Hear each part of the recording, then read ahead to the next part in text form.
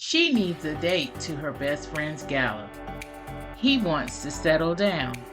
Can they get past their hang-ups to see that they should be together? This is the premise of The Accidental Swipe by me, Y.M. Nelson. This steamy contemporary romance features Jason and Fortune, two people who've given up on love and are urged to use an online dating app to find someone. When they find each other, the attraction is undeniable, but their jaded outlooks on love based on past emotional hurt may keep them from getting together. The Accidental Swipe releases on July 25th, 2023. Go to ymnelson.com for all of the latest details.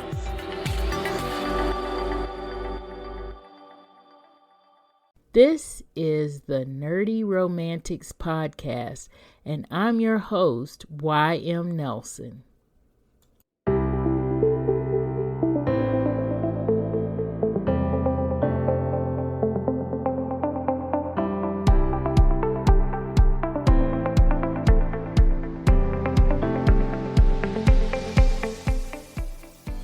Get back to our discussion on Star Trek Picard Season 3, where we talk about this final season of this wonderful series. In this show, we are continuing our discussion on different relationships and storylines that maybe or maybe didn't make sense. We talk about Easter eggs and we give our Goodreads rating for this season. And here too, we're going to give a spoiler alert on this one. If you haven't watched season 3 of Star Trek Picard, then make sure you do before you listen to our discussion. Stacy, what about you? What were there some different scenes, or did you want to piggyback on kind of what Jen was saying about the scenes that were memorable? Or were there some relationships or storylines that you found memorable for whatever reason? Well, I do have to piggyback on with Jen about Carr and his son Jack, that he found out about it, that sort of thing, which I'm not going to talk because I think she made all the valid points on that. The one thing I the relationship, which they talked about in previous ones, is Raffi and her family, and how, and her, basically her struggle with addiction and everything like that, but also that her relationship with Worf that helped her.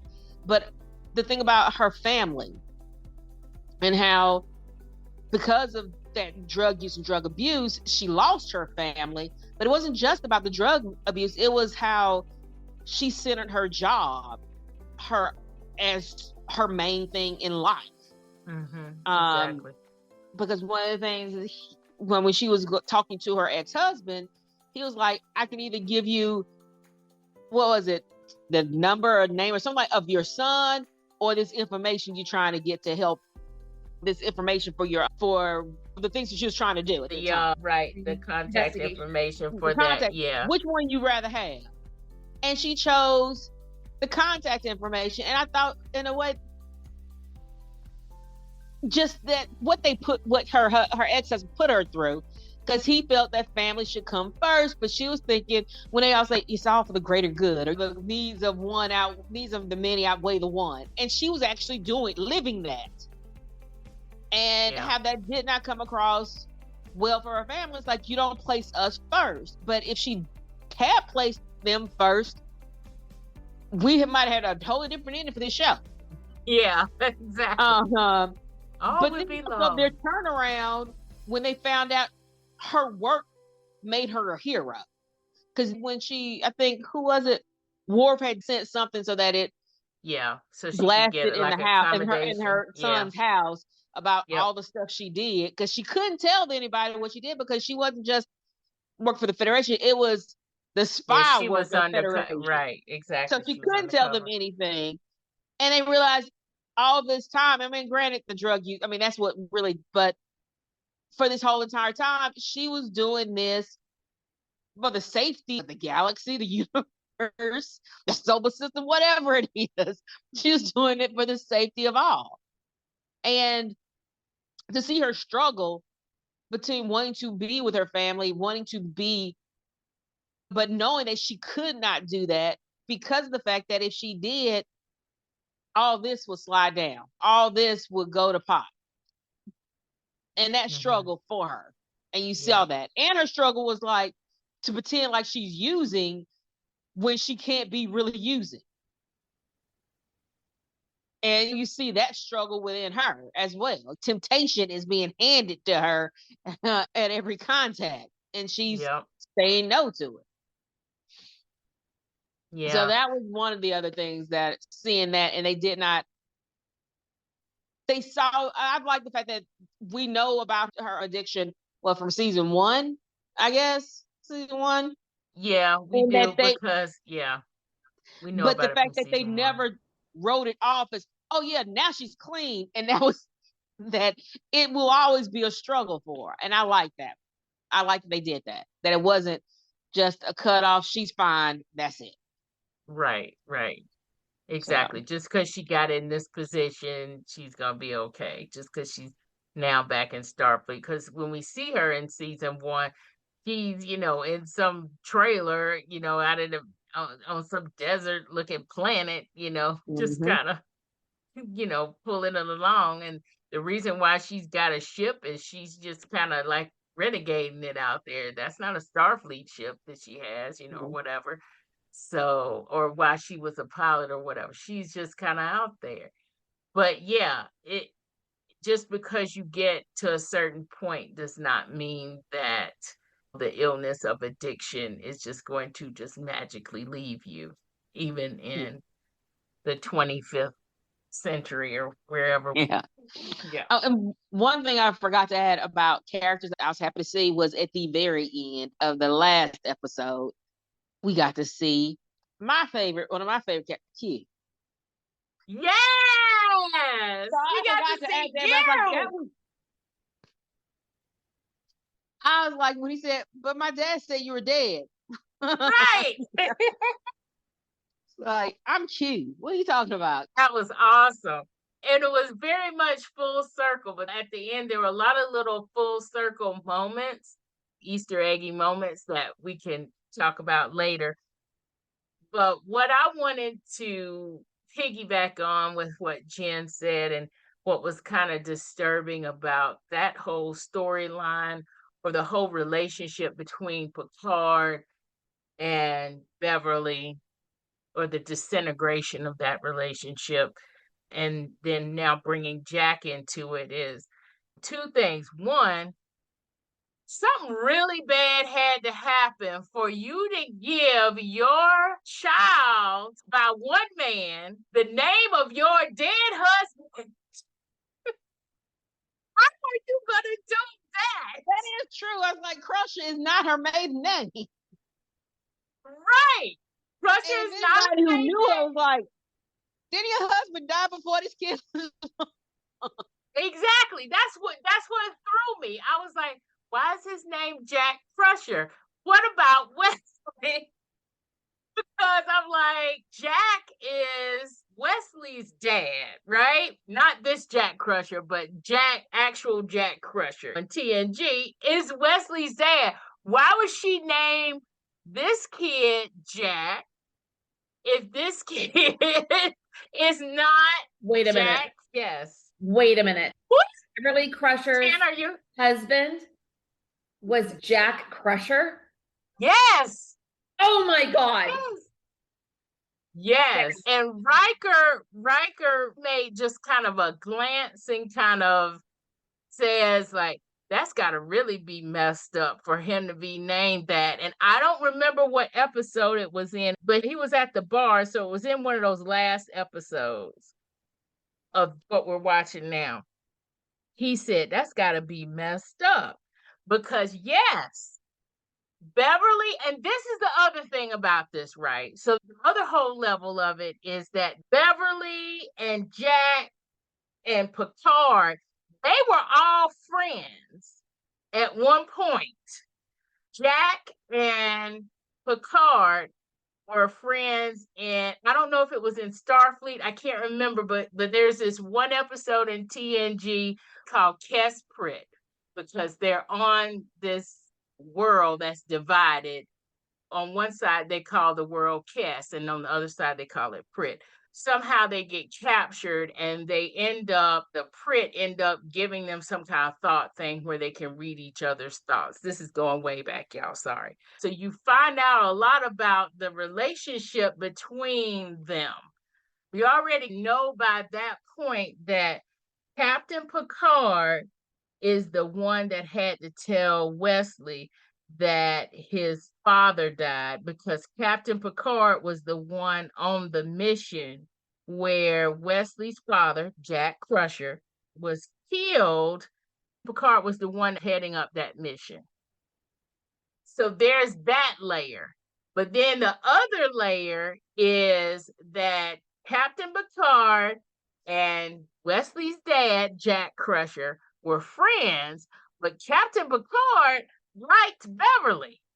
He couldn't say anything about it because Beverly and Jack were getting together. It was a whole love triangle thing going on there. And Picard is the cause of Jack Crusher dying, too.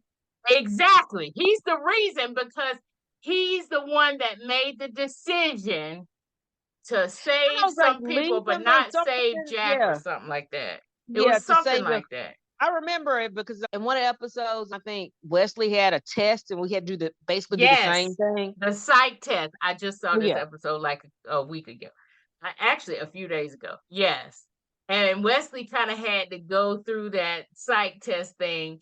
And that was his greatest fear, that he couldn't make that decision to save somebody and leave somebody else to die, because that's what happened to his dad. His dad was left to die because Captain Picard made this decision to save somebody else who was, And so Captain Picard was also the one that had to tell Beverly, I'm sorry, your husband is dead. So all of this is going on in my mind, and they named this dude Jack Crusher. Okay, first of all, I have a much better understanding now of why Beverly was full on, goodbye, Jean-Luc. I'm out. I do not want you anywhere near what's happening, what's anybody I love. So, okay, that explains a lot more. But secondly, still, naming him Jack Crusher is messed up on so many levels. There's a lot of names in the universe that you could have. Exactly. So many levels that's messed up. So because of this complicated history and now having a kid by this man, it's like, oh my gosh. But this is where I still feel like something else is off, or there's something there that really could have been explained about their more recent time, like from whenever they could see Jack to now. Because at the end of TNG, they were in a decent place. They were at least talking, and they had we already knew that they had a love for each other. That was evident. They weren't really going to do anything about it at that point in time, partly because he's Captain Picard, and you know how that goes. But there's a deep affection there for each other. And to a certain extent, we all see that even though he said in the very first episode, he told Riker, listen, I need you to help me with kids because I'm not good with kids. We all knew that was a deflection, because in every episode that he hangs around kids, he's very good with kids. And there are several episodes in TNG where it's just him and some kids, or he has to save some kids. And then there's, of course, there's the whole Rolaren thing and why he felt really betrayed, because he was actually kind of mentoring her a little bit. He was almost like a daughter to him at one point. So the whole kid thing, something had to happen in that time that we don't know about, where Beverly is like, I don't want this kid to know his father. I don't want him to grow up with Picard. Something else had to happen because I feel like they were in a good place. But that was the one storyline for me that was like, what? Other than the whole what happened to all these people that were getting killed in the Terran system, Mhm. where Earth is. That was one of those that was like, you didn't really explain this, and it doesn't even really jive with kind of what we know from TNG. If we're skipping everything, I mean, even at the end in TNG, we see kind of a possible future, and Mhm. we know that in this possible future, Beverly and Picard were married at one point.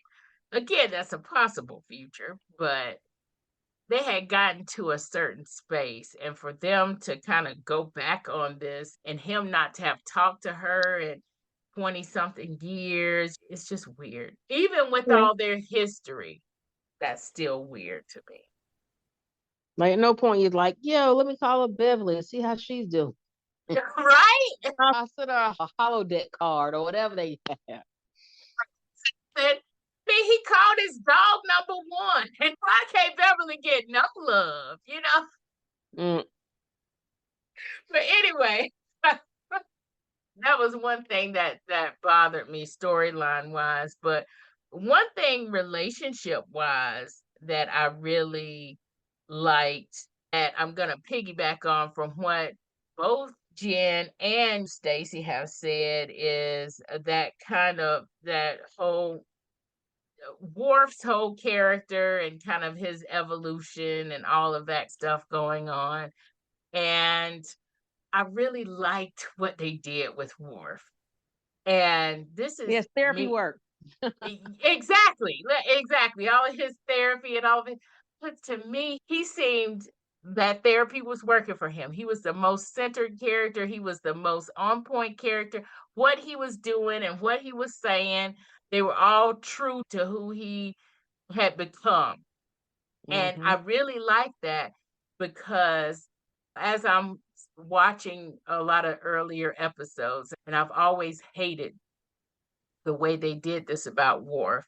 And this just may be me, but I've always felt like they made him the joke character. After Tasha Yar died, he would always say, "We're going to do blah, blah, blah for security." And Picard was like, "No, we don't need to do that." Or he would make suggestions in their conference room, and they would be like, "Oh, we need to hold off on that. We don't need to do that just yet." And like some of his suggestions, if they hadn't taken them, they wouldn't have been in the situations that they were in. And then, of course, because he's Klingon, and because he's on this Federation slash human ship, he's getting dogged at for being Klingon, hanging out with these human species. He's getting talked down to like he's lesser than. And when he's hanging out with the Klingons are saying, "You're not Klingon enough for us." Yeah. He's too Klingon for the humans and too human for the Klingons. And they It's did just, that all the time for him. And yes, they really did that all the time. Yeah, you're right. They did that all the time for him. And I mean, I'm glad he did the therapy thing because he always had this anger. They always showed him as yeah, always on the edge of anger and not handling well. yes, But then you see the others, like what was it? The mother of his son? yeah, Was she Kalar. Klingon or was it she full Klingon or was she half Klingon? She was half Klingon, half human, and Human. she was like, I ain't down with all this Klingon stuff. You can Yeah, have she's this." like, I'm down with the human side. I don't know what she. And then how we see later on with his son, and again, you have to give me the name of the son, struggled a lot as Alexander. well. Alex, yeah, he wasn't even given the Klingon name. Alexander. Not even, Alexander Roshenko. yeah. And how he struggled. Did they even mention Alexander this whole?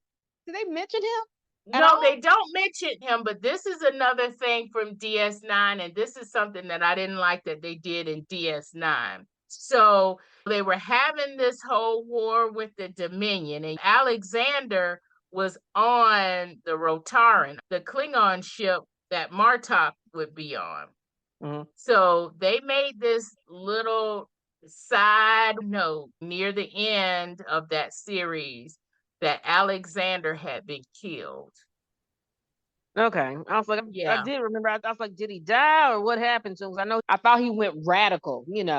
He became radically Klingon, like he wasn't to He overcompensate that he wasn't Klingon enough. Yeah, it wasn't more like a rat. When he was on that ship, when he was on the Rotaran, he had found a place to belong. So Mhm. they were accepting him on that ship.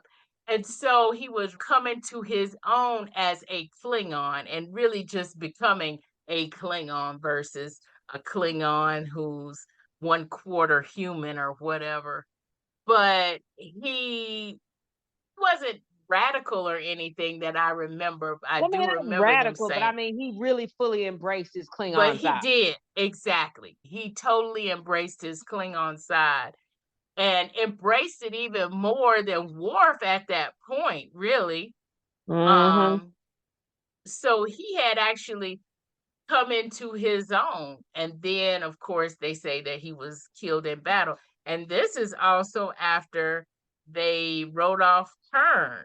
So Worf didn't have anybody Mm-hmm. because Jadzia died, and then Kern got written off because he wanted to die, but Worf wouldn't let him die. And then Alexander gets killed. So Worf has nobody. And I'm just Yeah. like, I don't like the way they left this character at the end of DS9. But to see him in this and to see him just be fully who he has become and to me happy in his skin and Yes. the most comfortable in his skin. I really loved that seeing that whole arc and seeing him showing that to everybody because Mhm. everybody else on the old side is kind of messed up. I Yeah. mean, Data literally has 4 or 5 personalities inside of him. He trying to overcome them. I mean, everybody else is pretty messed up. I think the only person, and actually to me, no, I was gonna say the only person that's not really as messed up is Jordy. Is Jordy Jordan. LaForge. And I'm not saying Um, he's not messed up, but but he has issues with his daughter. Jordy doesn't have a good relationship with one of his daughters. Mm-hmm. Like one of his daughters he's on board with, and the other one he is not. And she's piling in this ship what he used to do in the beginning Mm-hmm. But that's not good before enough he for her. became chief engineer. Like, what in the world is going on here? Worf is the only one really that is comfortable in his skin and doing what he's supposed to be doing. And I just love that. Okay. I mean, hands down, I love that. He's the one that has some growth. Exactly. Really is settling into his growth.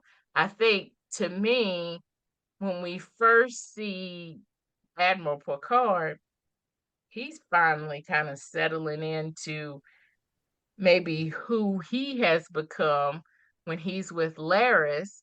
But then when he gets called away on this mission, he's back to being confused. I wouldn't say necessarily confused, but he's just back to his old self. And then Yeah. now that he has this dynamic with his son, Jack Crusher, he's really now confused and having to relearn and who he is because he has now gotten this role as father. Yeah. So it's just so wow. Just thinking about this now, like everybody's messed up. I do want to go and talk a little bit about maybe even some Easter eggs or just some little things in this show that stuck with you that weren't necessarily character driven or story driven, just any little things that you thought, hey, this is new, or hey, I like this, or hey, this really did not jive with what I thought it was going to be. So, Stacy, anything that kind of just stuck out with you that we haven't talked about? Not really. I mean, one of the characters, like the fact that they brought some of the stuff from the previous seasons of TNG and the others. That Moriarty character caught me by surprise. Like, you just brought something great deep in the box. You brought this same actor back. Right. And I was like, oh my gosh, that was to me that I called that, like, but you called that captain, was it Shelby, you said, which I didn't see at all. But I mean, I like those kind of things for people who really, really watch. I mean, everybody would enjoy it. But the people who watch the shows and you see something like that, it's like, oh my gosh, that's from, I really liked when they did things like that. But I mean, right now, I can't really think, we've talked about pretty much everything that I've really, well, one thing, I think, did they mention, did I miss that? Or they mention about Troy and Riker? Reason why they kind of drifted apart, separated, was because didn't she do something to make him forget, not forget his child, but yes, they did say something about that. But see, to me, it seems like, why would they still be so happy in season 1? Because that child is already gone in season 1. But I think he found out that might be that he found out what she did. Oh, because that makes sense. That she made him not forget, but take away his pain from it. Yes, and she took away his depression and all that. But that's why. Okay, that is why. Because they did say that was the whole reason why Troy and Riker were not really talking, was because of that. But then I was like, well, why were they okay in season 1? But now that makes sense. That makes sense, Staci. Yeah. But I mean, I can see that portrayal in that. You went into my mind. Right. I mean, granted, to make me feel better, but I should be able to grieve and then process it on my own terms and in my own time. Yeah, right. And her counterpoint was like, feeling everybody's grief or whatever. And I'm like, part of me is like, that's the burden of being who you are. Mm-hmm. Unfortunately. And how long have you been alive? She's been doing this for a while, and she comes from a planet of telepaths. She need to go to therapy with some of them just to stop, man. See, that was my thing. It was like, you're in the profession. You also come from a planet. Now, whether the planet is still there or not is debatable, because in a lot of movies and a lot of other different things, they keep destroying Vulcan and Beta Z. I don't know what which timeline are we in? Exactly. It's like, what are you doing, man? It's so crazy. But anyway, she should know somebody. She's in the field. She should know somebody that can help her process this grief. Because on the other side of that is, yeah, I guess because you have this connection and you are feeling these people's grief, but I mean, don't you feel other people's grief? And this is not the first time this has really happened. I don't know what to say to that. And the other thing is, that's why they named their daughter Kestra, because of the sister that he never knew. And she's already seen what happens when you don't process grief well with her mother. She's already seen this happen. So you would think that she would know how to deal with this, but I guess that's why she doesn't. But yeah, that kind of sticks out to me too. Jen, what about you? We're talking about any little things maybe that we haven't talked about that stuck out to you. Yeah, the thing with Deanna and Riker, it was weird to me because of why they were on the out. And yeah, and I'm with you. She says this has been her ability her whole life, and that she didn't process her grief in her way, and he didn't process his grief, and that was a whole. Anyway, I was like, that was a tough one for me. I didn't buy it.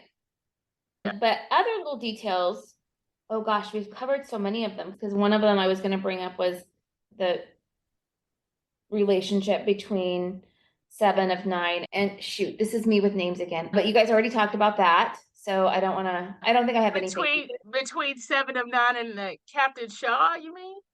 No, no, no, not Shaw, that woman. Because Rafi. Oh, Rafi, yeah, yeah. Rafi. Okay, because, and this again kind of goes back to, I feel like we're in a different timeline in this particular story where they didn't reference that they were together at the end of season 2. So, Right. It seemed like they had broken up again, but maybe it was because Rafi was doing this undercover thing.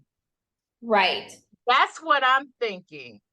But I'm they thinking seem that so angry, but they seem so uncomfortable with each other, they do. Right. And I you thought know? we And had then gotten over that. Yeah. like they had broken up over the fact that she wouldn't let it go.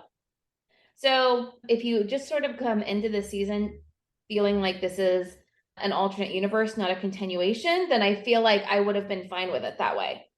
Yeah. So Yeah. there's that. And then the other relationship I feel like to talk about is Geordi and his daughters. Because Yeah, we just touched on that. We didn't yeah, actually go into that. He has an issue with one of his daughters.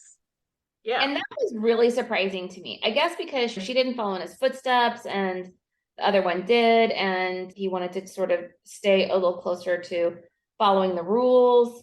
And I guess that was a surprising thing for me to see them when we were talking before about character arcs with where they took Worf. That character arc for Geordi felt odd to me. Did that feel odd to you guys? Did you guys already talk about that? You didn't go into So that. we just said that Worf seemed like the only one that had a really good character arc and is in a good place at this point. Everybody else from the old cast has some issues.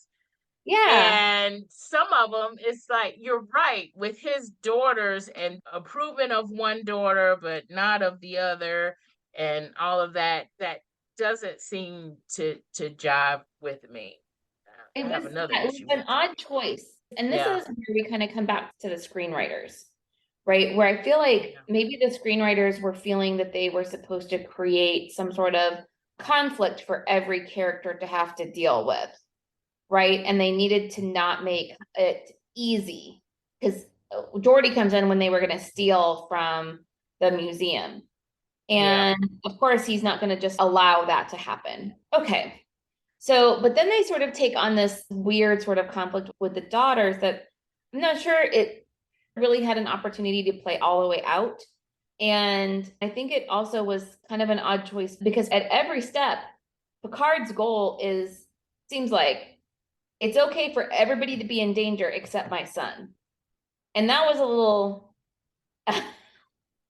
you know, Yes. that also sort of played into sort of a little bit of a weirdness in terms of how he views the world. I mean, it's consistent, I guess, with Jean-Luc because a lot of times he does think sort of these big grand thoughts about what needs to happen, but then a lot of times his decisions a lot of times will come down to his personal preference or his personal focus person that he wants Yes. to protect. Exactly. So It, are in danger, and that didn't seem to factor into Picard's decision making process. So at all. Yeah. He was just like, we've got bigger things. And the bigger things are your son is manipulating all of it. It's like, so we gotta help him. yeah, It's like, are you kidding me? But now that you say character arc and having a character arc for all of them, I'm guessing that was kind of supposed to be Geordie's character arc was going from being disapproving of this one daughter to being accepting because he's realizing that he might lose this daughter because she's now been it might lose both of his daughters because they might be assimilated by the board. So he needs to exactly. get right. So that's his kind of character arc. And I guess in that sense, that actually it's giving Geordie a moment for his own whatever, because in TNG and even here, a lot of Geordie's storyline is tied to Data because he's True. always tinkering with Data. He's best friends with Data. and all of this kind of stuff. And because Data is back and because he has to essentially, quote unquote, fix Data in order for Data to be whole, he could have easily been a secondary character if he didn't have this character arc. And so, yeah, now that you're saying that, it makes sense. But now that you're saying that, it also means that that was a plot device for him to have his own story, is what it was. But my feeling is, and maybe it's just because they wanted to get the gang all together and they didn't want to bring too many new people into it. My feeling is for Geordi is not just showing us that he has kids, right? Which that's all well and good, that's fine. But the whole thing about Geordi that irked me from the entire series that I thought they were going to fix. And this was me actually looking at something beforehand. Jen, I'm like you. I don't like to read anything beforehand when I'm seeing something that I want to see. But I did see the panel was at HaleyCon, the Comic Con that's in New York. Okay. And they were there talking about this last season. And LeVar Burton said in that the whole time in TNG, it's been this running joke that Geordi has never had a good love relationship. He's never had a girlfriend. Every time he tries to have a girlfriend, it always blows up in his face. Okay. Kind of thing. Yeah. And that's true. And so he's like, well, now we're going to kind of get to have this good dimension to this character because my daughter is going to be on. So one of the daughters is his daughter, not the one that's on the ship. The one that other followed in the daughter. footsteps. Yes. Is his real daughter? Is his real daughter. Oh, okay. Yeah. So, but anyway, he was saying that, and she was in the audience or whatever.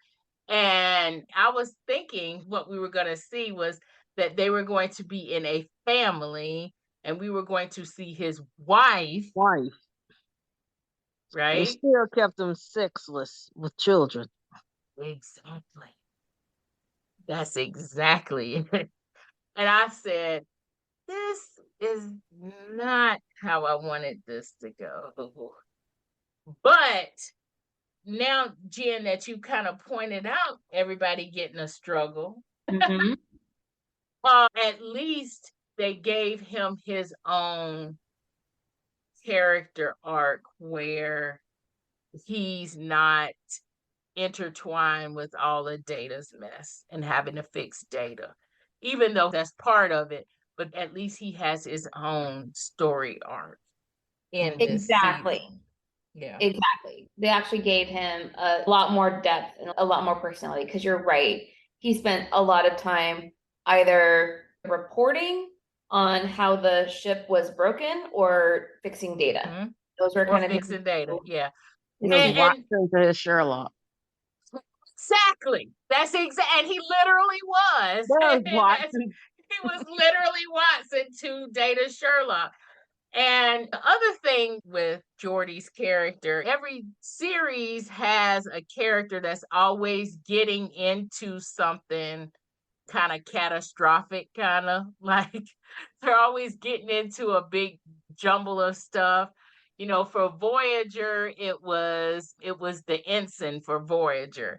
He was always getting into stuff. And for TNG, that was Geordi. Geordi was always getting into stuff. He was the first person that got drunk on episode 3. He was changed into some kind of night fluorescent person in one episode, and they had to go in one episode, and they had to go and change him back. He's always getting into something. Fluorescent thing Didn't they have some fluorescent people, an alien group, an episode? Yeah, it was a group. Yeah, it was a group of them, and they went on this away mission or whatever. And so two of them that had changed into those photofluorescent people or whatever it was, they just called them lost, right? And then there was this one woman, she was the first one to turn into one. And then Jordy turned into one. And so the rest of the whole episode was about this woman trying to pull him back, keep him from permanently becoming one of those alien people, whatever it was. But I say all that to say there's always one person who's always getting into stuff. Quark is the person who's always getting into stuff on DS9, partially because he instigates it, but there's always somebody that's getting into stuff, and Geordi is that one. In TNG, that's a lot of what his own storyline is, him getting into stuff and they trying to have to get him out of it.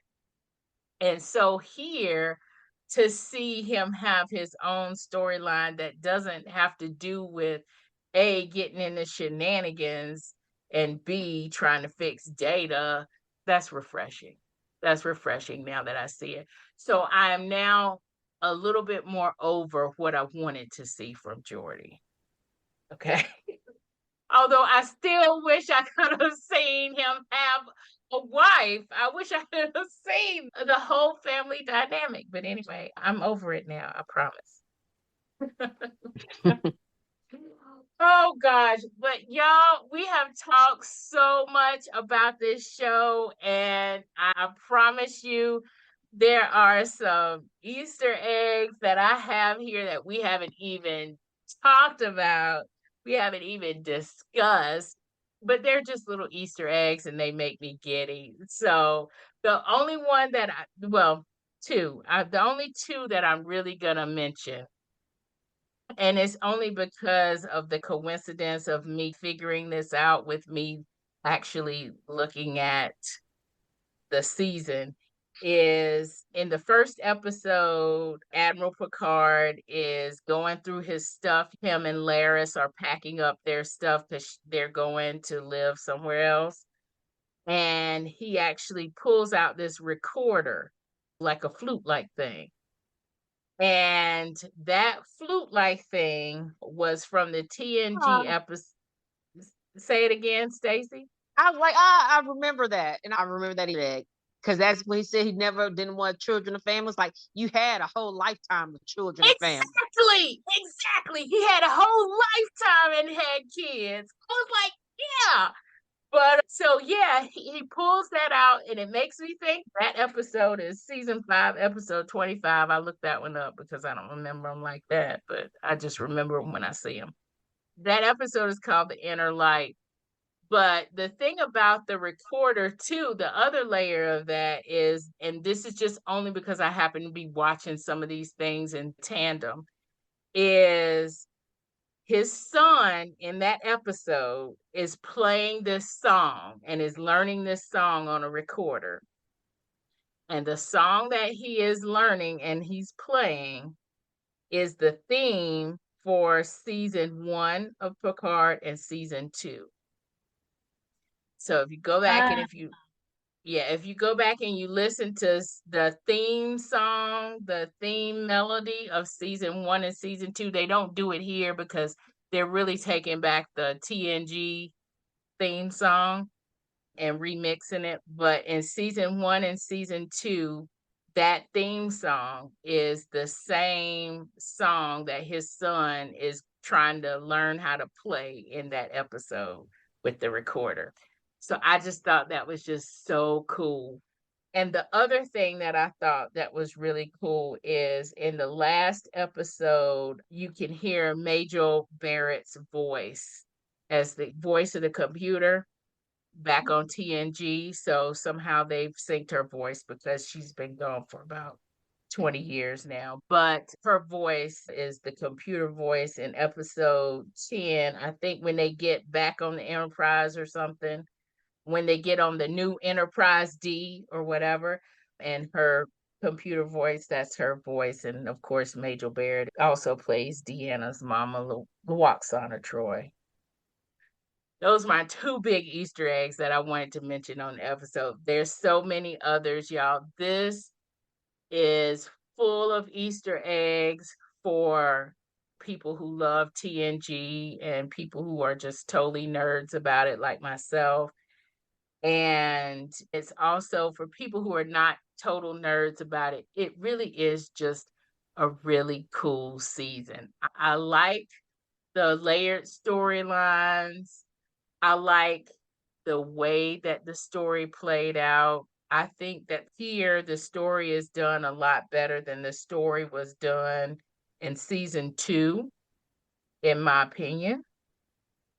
And so I think that's why I'm going to give it 4 stars.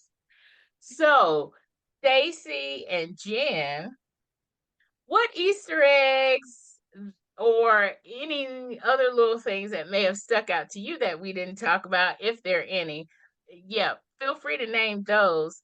But more importantly, what is your star rating for this season of Star Trek Picard? So, to remind those of you listening, our ratings are based on the Goodreads rating, and it's a 5-star rating. And the star rating goes 1 star, we didn't like it. 2 stars, it was okay. 3 stars, we did like it. 4 stars, we really liked it. And 5 stars, it was amazing. So, like I said, I'm giving it 4 stars because I did really like this. I like where the storylines were going for the most part because I thought they were better than season 2. But I will say that my rating is probably buoyed more by the number of Easter eggs and the appreciation that they have for TNG and for the TNG fans because they filled this season with Easter eggs from TNG. So, Jen, what about you? What's your star rating for this? And were there any other little itty bitty Easter egg things that stuck out? So I'm going to give it a 4 star.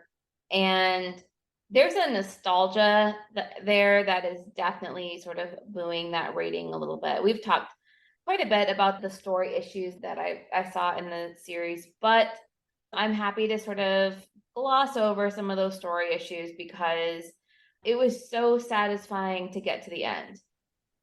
It was so Yes. satisfying to see some of those characters that had been part of my life in high school.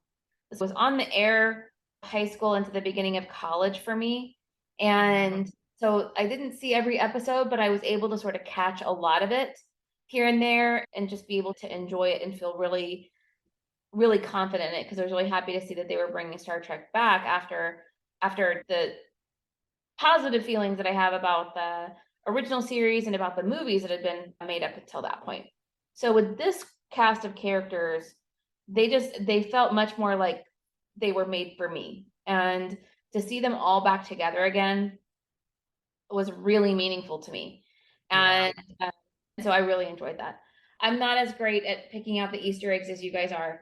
So I'm going to leave that to you guys. And all of the Easter eggs that I found have been mentioned. So I'm sure there are a lot more that I totally missed and totally went straight over my head. But the ones that sort of made me go, ooh, look at that. Ooh, look at that. Oh, I know that reference. All of those, we've talked about all of them. So yeah, so I'm going to go with 4 stars. You don't have to watch the other seasons to be able to get into this one. And there's something I really appreciate about a standalone now and again.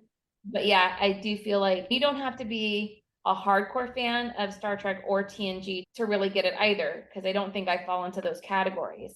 I'm more of a casual fan who has seen a lot of it and thoroughly enjoyed it and appreciated the social commentary that they would bring and the way that they would tackle problems.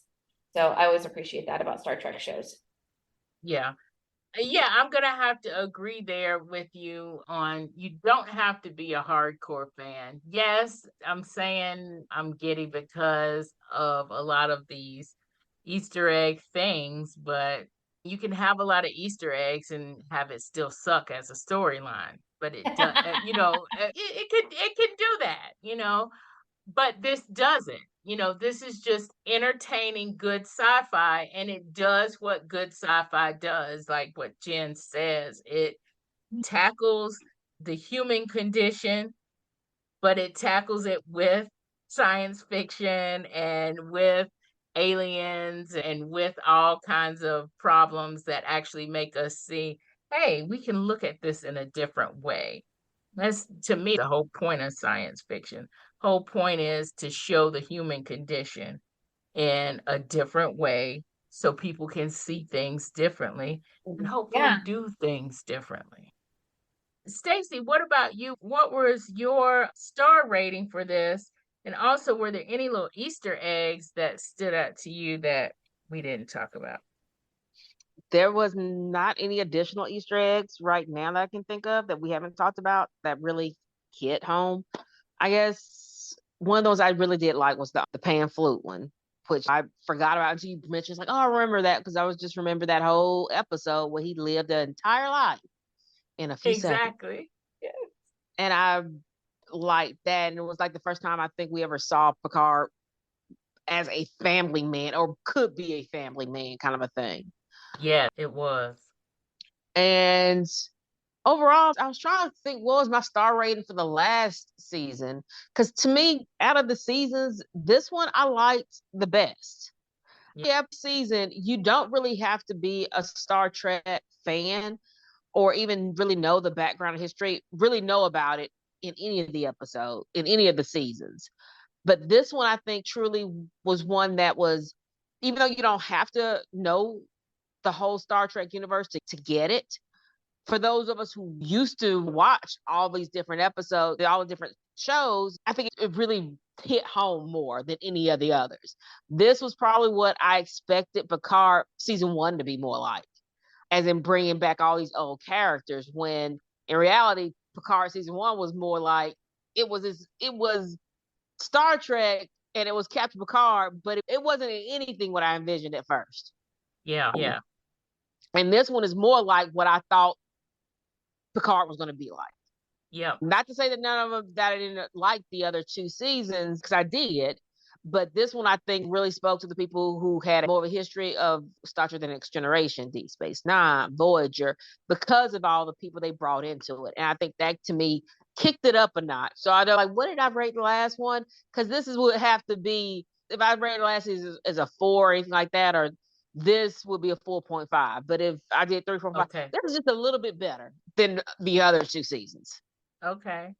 So that means, everybody, if you haven't listened to our podcast episode on Star Trek Picard season 2, go back and listen to it and see what Stacy rated it. I actually don't remember what you rated it either, but you're saying a half a point better than last season.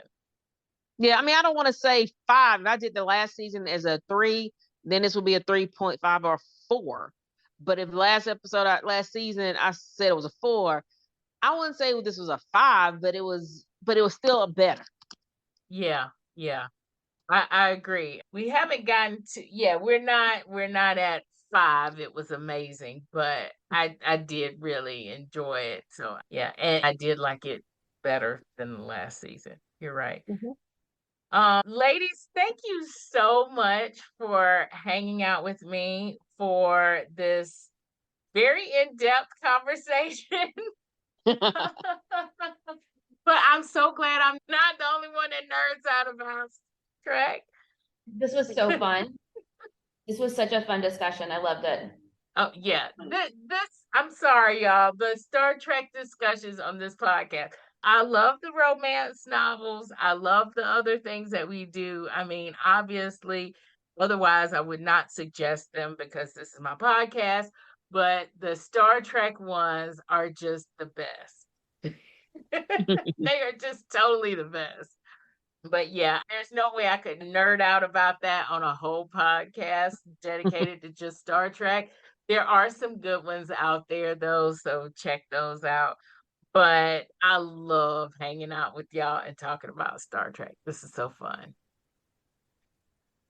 It's fun for me too. I do appreciate being invited. Yeah, I'm glad. I'm so glad. And even though we are not all together and we are not around a poker table, I still feel that poker table camaraderie for you. So, virtual hugs to you and virtual hugs out there to our listeners who are also loving this Star Trek episode. Who knows what we are doing for our next episode? So, that means you need to subscribe and stay tuned. Again, ladies, thank y'all for coming. Thank you so Thank much for you. inviting me. This was so awesome. Thank you so, so much. Really enjoyed it. Thanks. While that's the end of our discussion, it's not the end of the story, so to speak. We now have premium episodes, which you can get in your feed, wherever you listen to podcasts, or in your inbox if you listen on nerdyromanticspodcast.com. And if you want to know more about the Nerdy Romantics world, sign up for our newsletter. Visit my website at nerdyromanticspodcast.com for more details. Now that's the end of the story. Until next time, thank you for listening.